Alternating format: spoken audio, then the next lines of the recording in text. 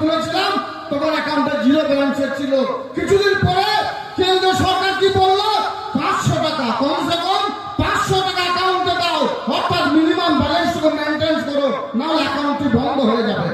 তারপর প্রত্যেকটি মানুষ খেটে খেত মজুর মানুষ যারা 100 দিনের কাজ করত, যাদের দিন আনা দিন খাওয়া, সেই মানুষগুলো আবার তাদের অ্যাকাউন্টে জাগিয়ে রাখার জন্য 500 টাকা তাদের অ্যাকাউন্টে ভরলো। বছর শেষে দেখা যায় সে অ্যাকাউন্ট থেকে কিছু কিছু টাকা আমাদের ব্যাংক কর্তৃপক্ষ কেটে নিচ্ছে।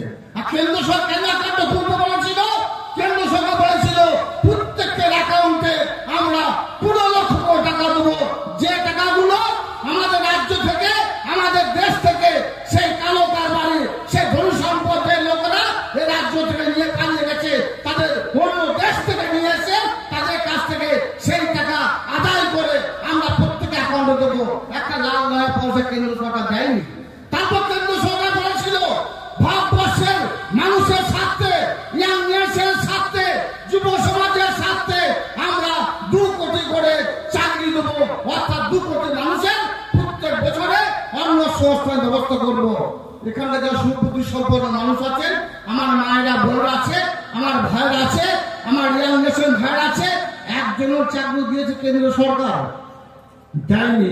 অন্যভাবে মাননীয় মুখ্যমন্ত্রী মমতা বন্দ্যোপাধ্যায় আমাদের প্রাইমারি স্কুলের চাকরি, হাই স্কুলের চাকরি, বিভিন্ন দপ্তরের চাকরি, এবং আমার এখানে দেখতে পাচ্ছি অনেক ভাই রয়েছে যারা কমসে কম সিভিক ভলান্টিয়ারের কাজ করে তার পরিবারের কর্মসংস্থান ব্যবস্থা করছে।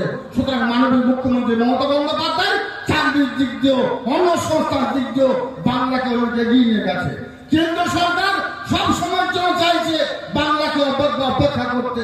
আমার এখানে মায়েরা বোনেরা, এই অঞ্চলের মানুষ সুবুদ্ধি সম্পন্ন মানুষ, এই অঞ্চলের মানুষ রাজনৈতিক সচেতন মানুষ, এই অঞ্চলের